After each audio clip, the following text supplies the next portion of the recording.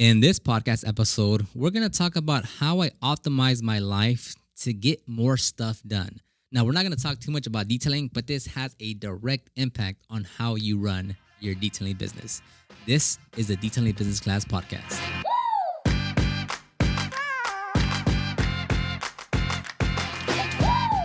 And welcome. Glad to have you here for a podcast episode. This one's going to be slightly different. Well, I don't know about different, but I'm going to talk on how I optimize my life to get more stuff done. And it's not something that I talk about that often, where it's like more like business mindset, productivity. But obviously, like this is by far what should be at the forefront of running your business, right? So we're going to talk about like the main premise of everything that I do. Well, not everything, but because obviously there's going to be some leisure or some not as strict thing that you do because it's more of life. But for a majority of what I do, because a majority of what I do is evolved around business and working and running things, is minimizing friction in order to get that next thing done. So I don't want to think about what I need to do or what I need to get or the hassle I need to go through to get to the next step. So I'm gonna break that all down right now. But the gist of it is, if I have to think about leaving the apartment and what I have to carry and the tools I have to bring as far as like laptop and all that stuff, that slows me down from getting to work, right? So, and this has evolved over the last 7 years, right? It's not like one day I was like, okay, boom, I'm gonna get to where I need to get.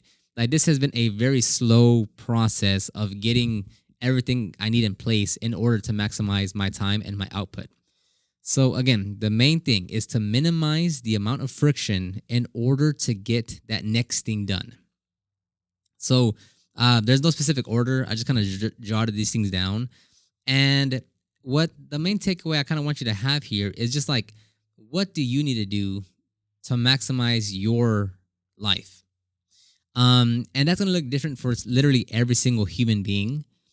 But it's like, what do you want to, like, what I do and how I do things and what I spend money on and what I spend my time on is to maximize my time to reach my goals, to do what I want to do, right? To you, it's going to look different. It's going to look different. But it's still important to say, okay, like, hey, if I'm running this business out of my house and I want to work 30 hours a week out of my home garage, like what do I need to have in place in order to make that happen? And then it's like finding out the path, finding out the options of what I need to have in place. What makes this the most sense to where I have, I'm putting 30 hours a week, but I'm generating the revenue or I have the same output as if I was working 45 hours a week. Again, that's just an example. But you get the point of like, what do you have to do to maximize your time, to maximize the impact, to create the life that you want and to accomplish your goals? So everything that I do here is in some way to it like helps me align to that mission or helps me achieve something. So again, my goal is to minimize friction in order to get that next thing done. Right? I want to remove the hassles, the obstacles, the being annoyed about something, like remembering things. Like I want to remove all that so I could just do what I have to do. So, in no specific order, I'm just gonna go down the list of what I wrote down. So, so most of the things that I need to get delivered, or most things that I need to purchase, whether it's like, whether it's something for the restroom, something for the laptop, something for, some drinks, anything at the shop, I'm going to have it delivered. So whether like Target is like a convenience store, I guess you could say, if you're not in the US. But Target is literally 3 minutes down the road. Even if it's 3 minutes down the road, I'm still gonna place an order for same day delivery. Like I'm not gonna physically go in there to buy what I need. I'm just gonna order it and have them delivered to me. So I do that when I get energy drinks from GNC, I have it delivered.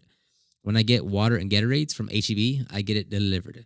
When I need, toilet paper, paper towels, toothpaste, whatever from Target, I'm going to get it delivered. Now, there's an additional cost to getting it delivered, of course. But like I just said, that's just 3 stores right there. And because this is a business setting, we go through a lot of things quite frequently. So if I wanted to like save money on the shipment, on the delivery cost. That's me driving 3 minutes to Target, 10 minutes to HEB, 10 minutes to wherever else to pick everything up. And like if you compound that and you're doing that how many times per week, how many times per month, how long are you spending in that store? How long are the lines? How long does it take you to get back? Like how much time is that actually taken away from you just doing your job and working? So if I was like most of the things that we order, of course Amazon, but like other things that we can literally just drive 5 minutes to go grab, we're gonna place an order for them to get delivered. So at O'Reilly's, which is an auto parts store, everything is delivered. And actually there, I don't think there's like a cost to it. But regardless, like we're gonna get, I'd say at least 85% of everything delivered to our shop because it saves us time. Um Next here is back in 2015. I actually didn't know how to type in 2015. I skipped like a computer class which taught you how to type back in 2010 or 2009. Like I skipped that computer class. So when I started working on my websites and doing the SEO, search engine optimization, I realized like, man, like if I have to type this much, I'm gonna take a lot longer by not knowing how to type. So as I was working on my websites, I would also spend at least 15 minutes a day on typingtest.com, and I went through every single lesson and every single module, and I learned how to properly type. And now I want to say my words per minute, as far as like your typing speed, is I want to say like 75 to like 85 words per minute, which to me is good. To most people, that's above average for most typers, for most people using a laptop. But that's still not like I've seen other people that just on average, just casually type like at 100 words per minute. And you might be saying, Oscar, why are you talking about words per minute? Why does it matter? It's typing. It's like the faster you type, the faster you can transcribe your thoughts in your head onto the keyboard and get things moving. So I shared this on my Instagram the other day of like when I wrote the ultimate guide to start your detailing business, which you can download it down below. When I wrote that guide, I wrote 14,000 words. And if I didn't know how to type, that would have taken me at least 3 or 4 times longer, just because it's 14,000 words. Now I cut it down and I got it, and the actual ebook that I published is at 10,000 words. But nonetheless, like how long would it have taken me if I was typing at 30 words per minute versus 65 words per minute? Like it would take me double or triple the time to complete that ebook just because I knew how to type. So just simply as like knowing where to place your fingers, how to type, like that in itself makes you a lot more productive. And again, that's something I highly encourage you to learn. Like if you don't know how to type, just think about it. Over the next 10 years, if you're, assuming you still want to be in business, all the emails that you send to customers, to vendors, when you're working on your website, when you're writing Instagram copy, like if you can literally do more work in less time just because you know how to type. So, for instance, like if you have to write 500 words about something, or let's say on your website, let's say you're working on your SEO, and you have to write an 800 word page, and then I have to write an 800 word page.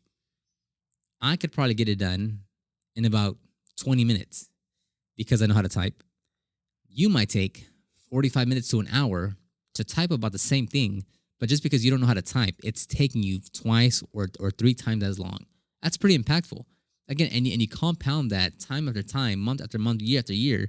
I mean, you're spending a lot of time just trying to type. And again, like at this point, like the amount of typing that I do through emails, through course creation, through like creating websites on the business on the website.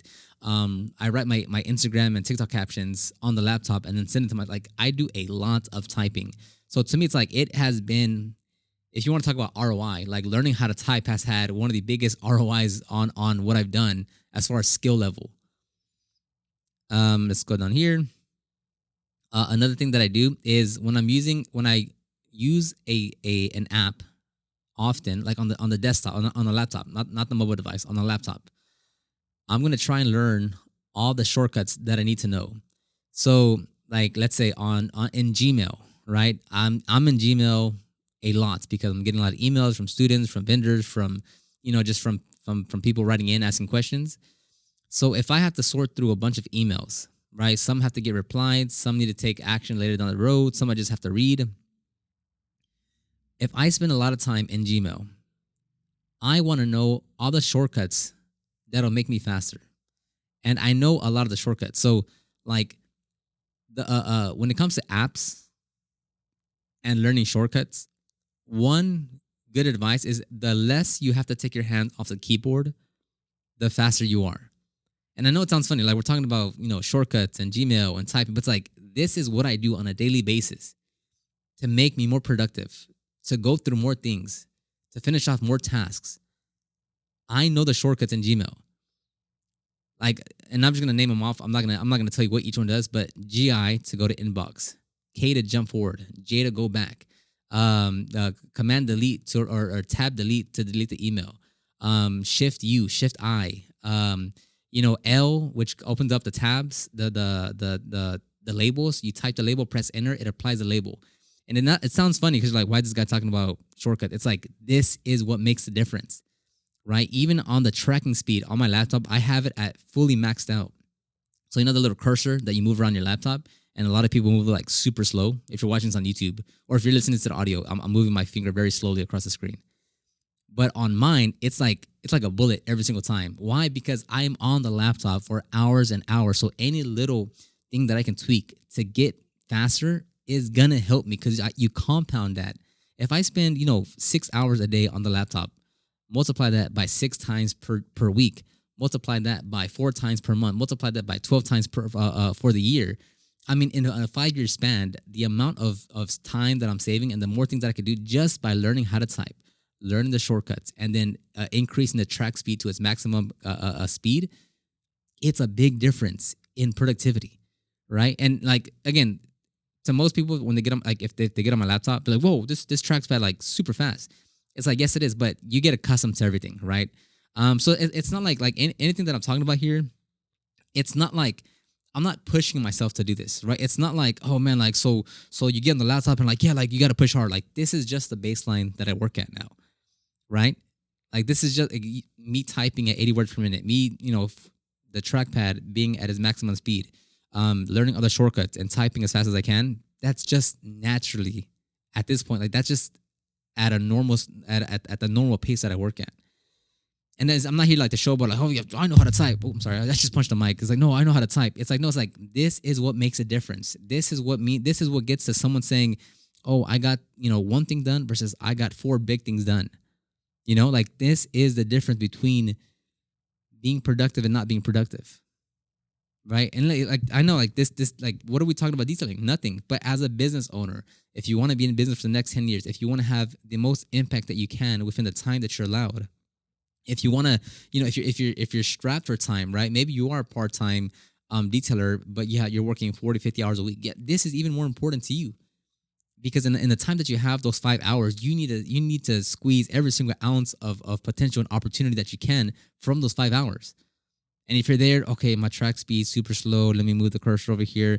Let me type, and how do I type this word out? And let me go. No, like you are wasting time. You're not having as big of an impact because you're not like your skill set, yourself as an individual is not at maximum capacity for maximum output, right? Like you're saying, man, like I want to get more output. I want to have more production. I want to get more stuff done.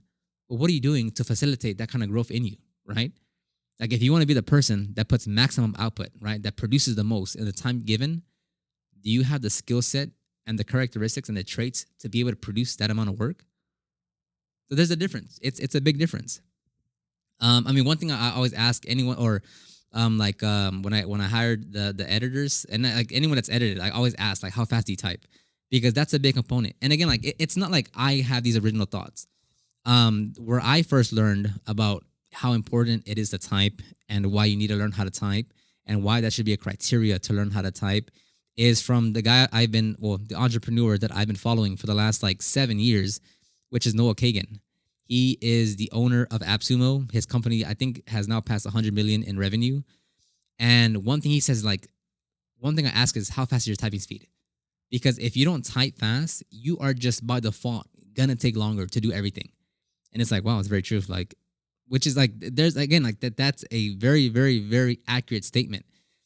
And then you can translate this to a lot of things, right? Like if you guys watched my, I forgot what YouTube video was, and I also posted it as an Instagram reel, but like an easy way to just get done with the detail faster, like the most basic of basic ways.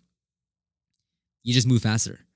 And it applies the same thing to typing, right? Like, hey, like, how do I cut down my time on creating my website? It's like, well, you're typing 30 words per minute. If you were to up that to 60 words per minute, you would almost cut your time in half because you're able to finish the typing faster.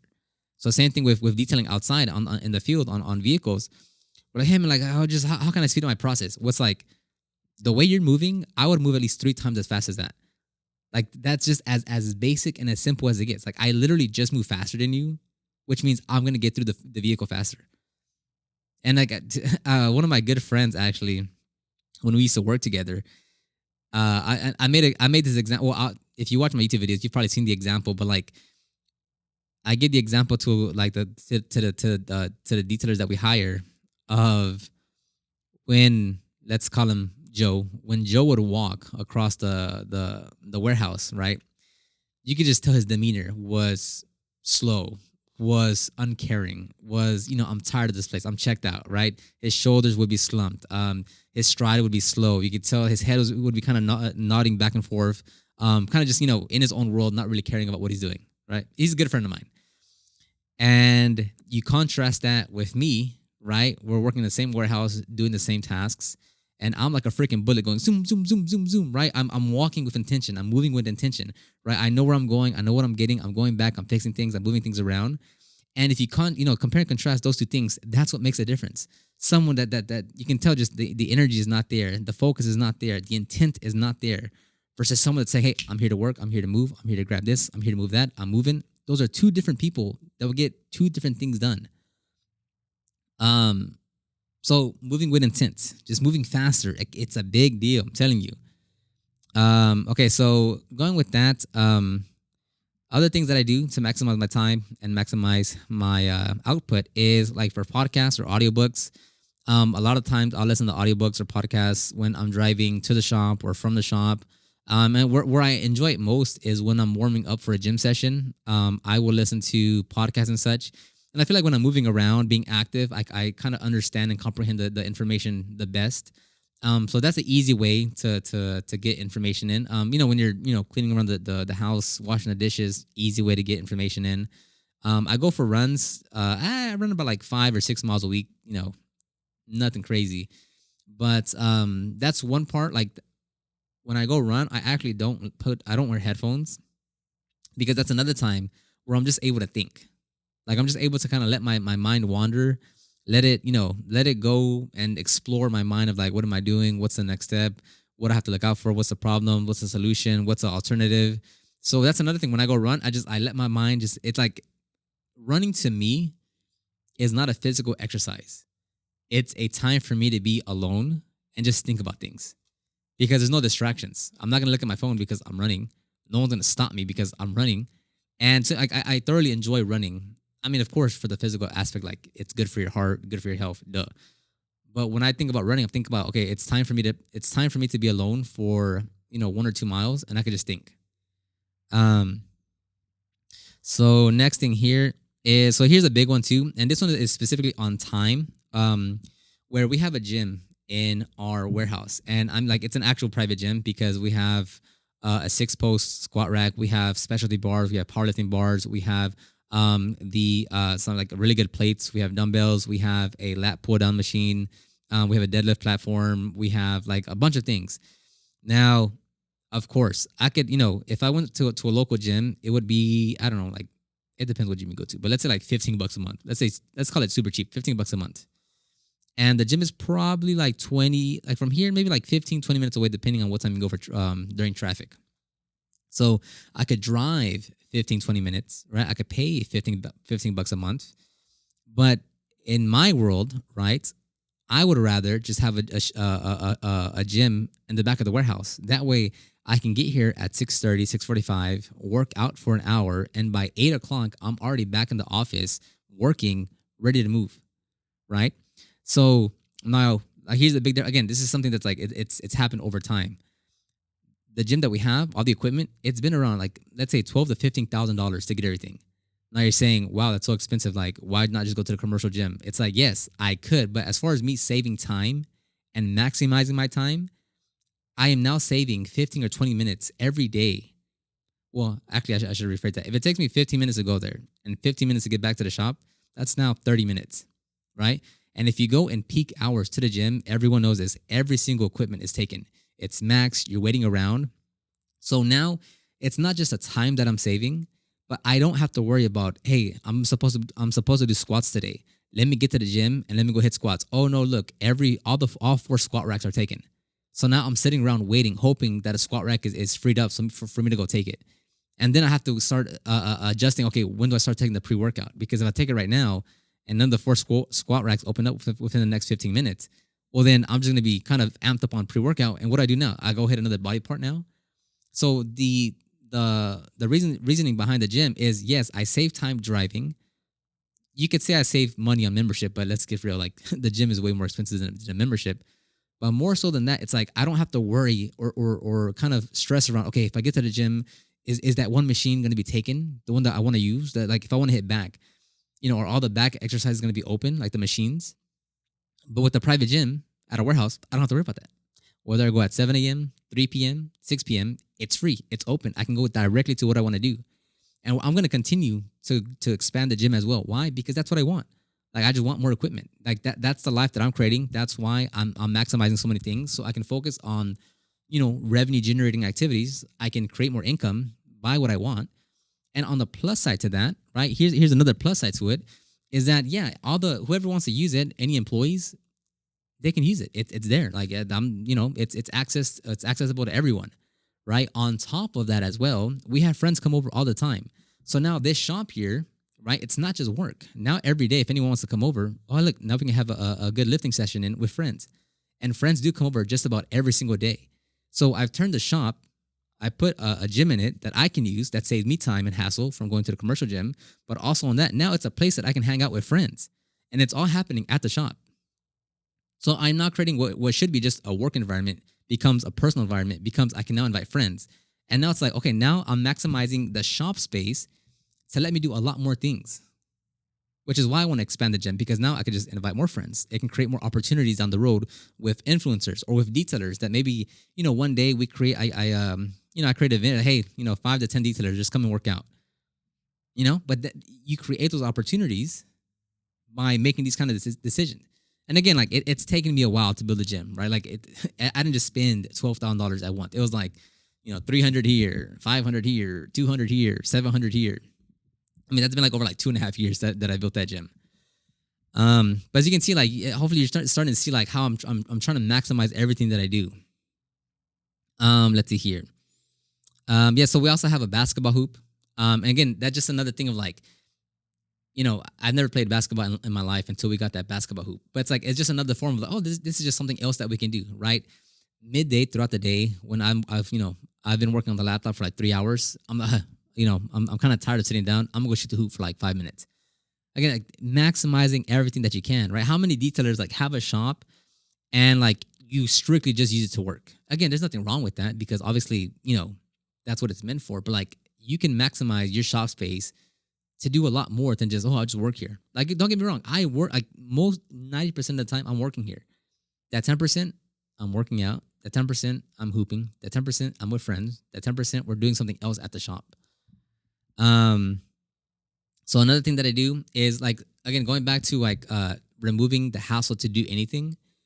I have a full setup in the office, right? I have a monitor stand. I have a ultra wide monitor. I have speakers. I have a light in case I want to go on video. I can just turn it on. I also have that same setup at the apartment because if I have to leave early or if I'm coming in late and I have to work out of the apartment, I don't want there to be a glitch in anything. Whether I'm working at the apartment or working at the shop, I'm having the same amount of impact because I have the same setup. And yes, look, this takes time to build. Like, again, nothing of this was like overnight. I'm gonna just spend all that money, right? Because it's expensive. The ultra wide monitor, I think it was like $700. We've now purchased 4 of them. 1, 2, 3, 4, 4 of them, right? And just monitors alone. So it's like it takes time, right? It's gonna take time to build up to what I built up, because it's expensive. Like, don't get me like this is expensive.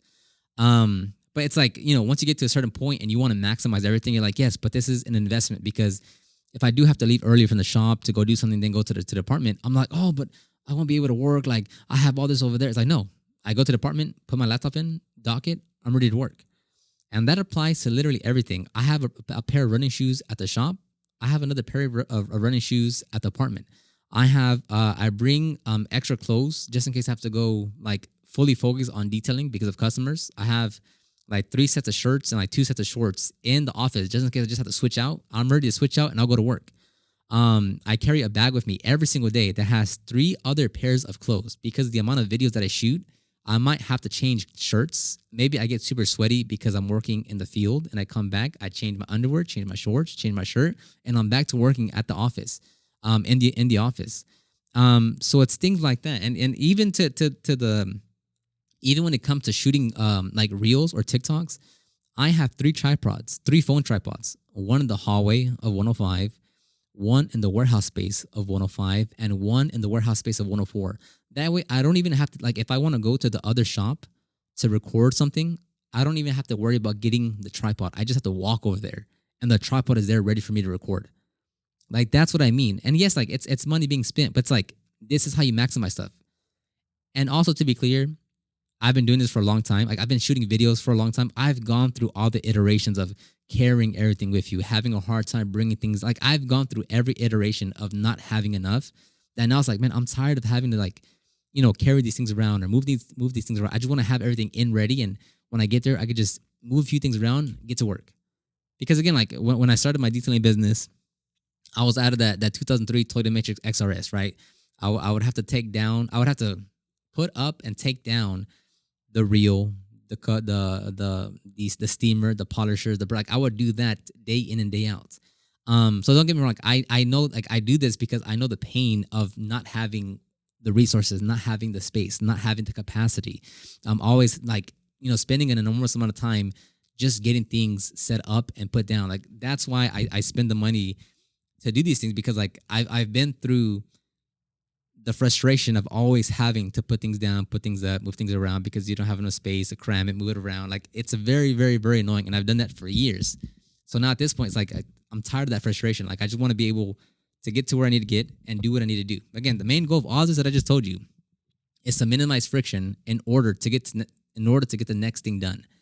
And that next thing done means a lot of things, right? But like, this has an impact across the businesses, across my personal life, because I'm able to just do more and maximize my time to reach my goals.